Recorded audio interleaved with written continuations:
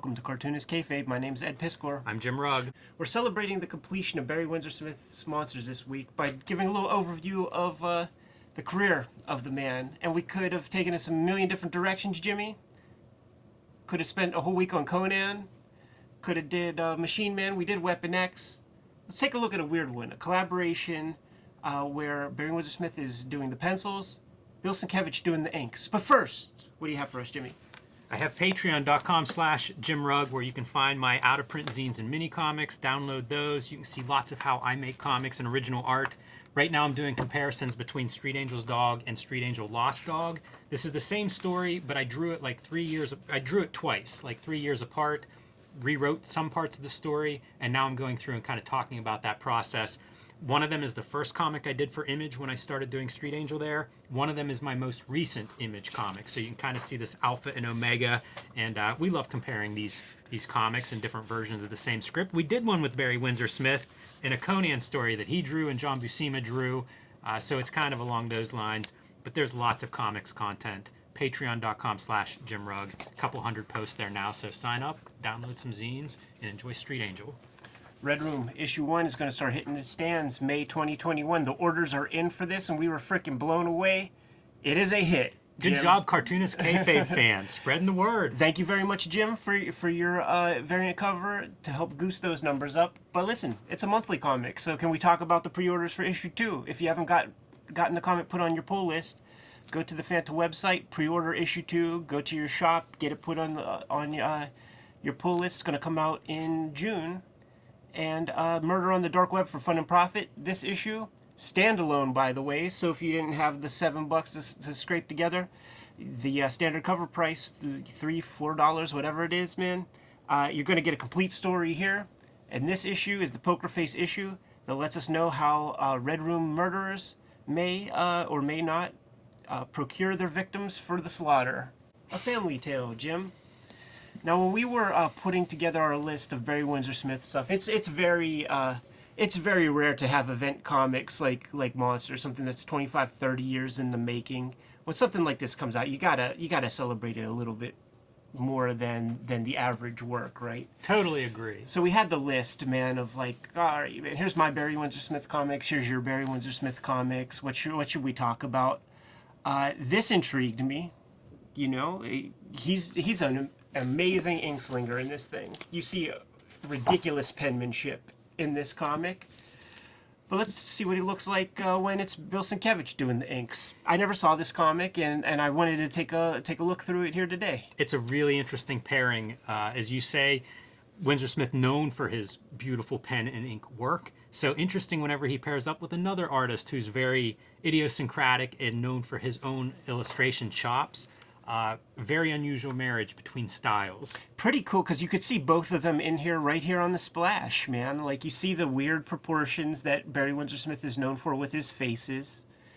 But you clearly see the kind of angularity, the kineticism of the of the Bill Sienkiewicz ink strokes. I enjoy Sienkiewicz inking over people. Yeah. Not uncommon to see him being an inker, credited as an inker in different books. So it's kind of cool to see it. And usually it's Sienkiewicz that comes through. You're right. Throughout this book, you'll see examples that feel very Barry Windsor-Smith with some Sienkiewicz flair on top. And they kind of go back and forth, almost a tug of war as to who's more dominant in each panel.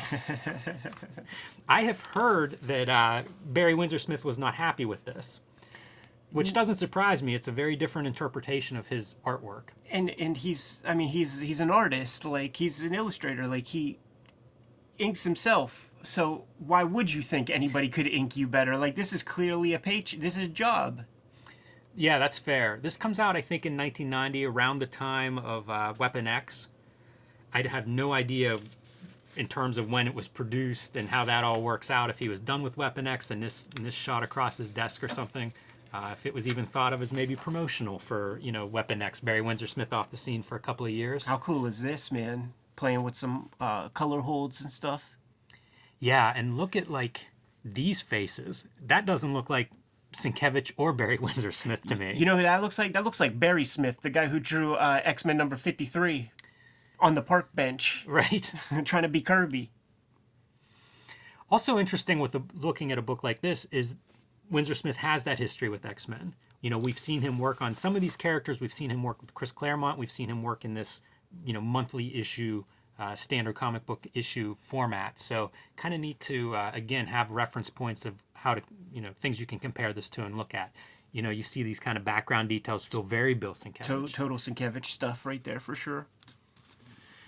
And what is it? That's like soundproofing, soundproof walls. What a weird comic.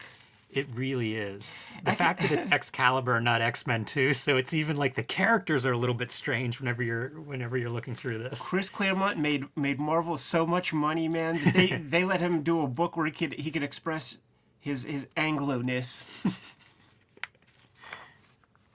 There it is, dude. Now we could talk about this for about a half hour right here, man. Total good piece of propaganda worked on me. That's hilarious. Got the TurboGrafx that Christmas. They'd always get like the centerfold too for those kind of really deluxe ads. And now we're getting into that space where you don't see anybody shine really. It just looks like by the numbers kind of gig, man. Let's get our paychecks. I wonder. But then you see this. That's pretty dope. That's a good composition, man. Yeah, I wonder if Barry Windsor-Smith knew Bill Sienkiewicz was going to be the inker on this. If that affects how an artist approaches, what they're doing. Right. Everybody I know who's ever worked with the inker, the common rule is like pencil tight as a mother effer, man. Look at this Nom the movie. Oh yeah, because it's like, who's the Nth Man, by the way? Is this the Nth Man? Oh yeah, I forgot the Nth Man is in this. What a time period. See, now this is like classic New Mutants era Sienkiewicz pen and ink drawing. Check this out. Whenever I saw this, I was like, oh, that lettering, that feels very Sienkiewicz, right? Look at the lettering on Storyteller cover that's all Barry Windsor-Smith. So both of these guys play around with all these graphic elements. Yeah. And who knows? It's possible that's the letterer putting that in. That's so interesting, man, because I think there's stuff like this, and that feels Sienkiewicz to me. It does. It's there are these moments of like two master artists and how are they working together. It's fun to see like the domestic scene. We looked at monsters and we see Barry Windsor-Smith as an ace at kind of building these settings. So you really are getting bits of both of them to create something else. Here's something I noticed. Like we recently both inked some Rob Liefeld pages. Yes. And I felt like afterwards, right. I could use a few more pages. Like I could get into the groove, but doing it right away is hard. And I've heard other inkers say that. Whenever we looked at Gary Martin's How to Ink book, inkers expressed that they need a couple pages to get into it. And it makes me wonder, like, if these two had worked together over, a few issues or a storyline where they could really kind of get to know one another's styles right. and play to each other's strengths. I think, Barry Smith comes earlier. He's a generation removed, basically, even though he was working through the 90s and working till today. I wonder if that affects Sienkiewicz's approach a little bit, because when we did the Rob Liefeld stuff, I had a little bit of chilling effect inside myself where I didn't want to get too crazy and just have it turned out, like, basically waste my time of, like, getting rejected or something because he didn't like this or that. So I was definitely more reserved, and I think that's where your page count together, you could arrive at a balance. So I love this hand. Barry Windsor-Smith's hands, his figures, you pointed out on page 1. He's great at figures. He's great at hand construction. So that's kind of neat to see. A slightly different take on his hands, but you see all the form is there and clearly defined. Yeah. Very Gil Kane feeling, actually. Yeah, I always think of Gil Kane as being really good hands. Comics within a comic. There's your Nth Man plug. And we're getting down to the wire, man, so you're not going to see very many backgrounds in this shit. Pay me some money. I got to draw Weapon X, man. I'm only going to be getting 8 pages a month on that shit. It's a really cool final panel. It shows off a lot of stuff there. Excalibur would do this kind of stuff, man. Like Chris Claremont playing around with fourth wall things and trying to have a little bit of whimsy. So I was thinking about what I had heard, that Barry Windsor-Smith was not happy with this. Yeah. And I thought I would bring a Machine Man 2020 issue. This is the 90s version of it. There's some other issues. And the reason I pulled this out is because he's doing finishes over Herb Trimpe. Right. So it's a chance to like how the table turns and see, you know, how does it look whenever he goes over a veteran penciler. And, you know, you'll see a lot of Barry Windsor-Smith on these pages. So Yeah, for sure. I think if you're a strong stylist, it's inevitable that that's going to come through. Totally. And, you know, whether you're the inker or the penciler, this is what happens whenever you get somebody else doing that finishing. We'll probably have to like do this Oh, yeah, comic for at a sure. certain point. What is it? It's the first 2 issues of the miniseries? That's what this is. So like I Yeah. said, this is a 90s version. It was a 4-issue miniseries, and then they reissued it in the 90s as 2 big oversized issues like this. That's cool. But, you know, decent reproduction, a little better paper on this reissue. It's so but cool, man. It's Windsor-Smith, Yeah. you know, and he's doing coloring too, so it really feels like him, even though it's Herb Trimpe doing layouts. He does the first 3 issues, and then Windsor-Smith does it like all of issue 4.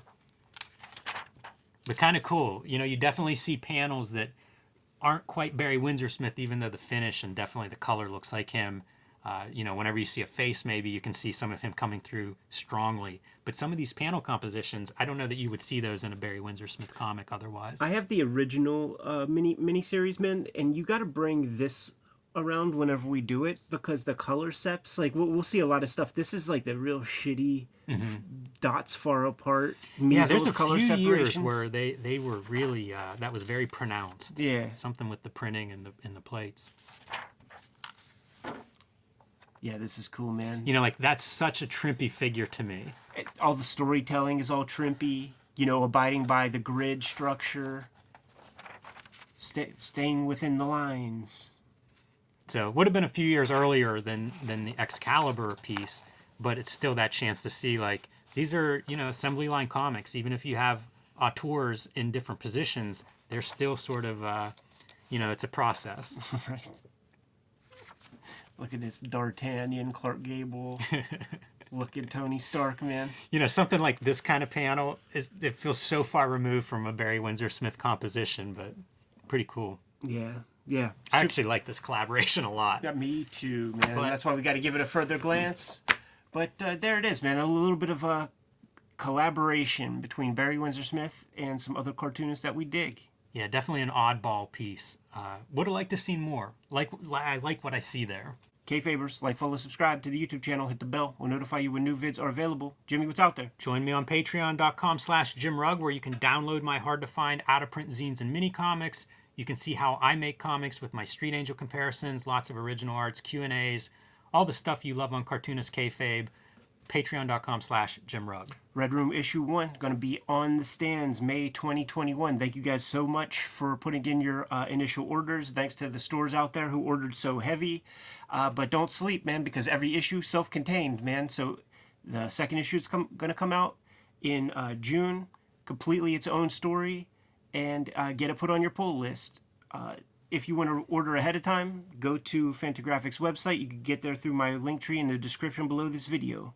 You can subscribe to Cartoonist Kayfabe e-newsletter at the links below this video to keep up with everything we have going on. You can find Cartoonist Kayfabe t-shirts and merchandise at the links below this video. Jimmy, give him one last set of marching orders, man. We're going to be on our way. Read more Barry Windsor-Smith comics.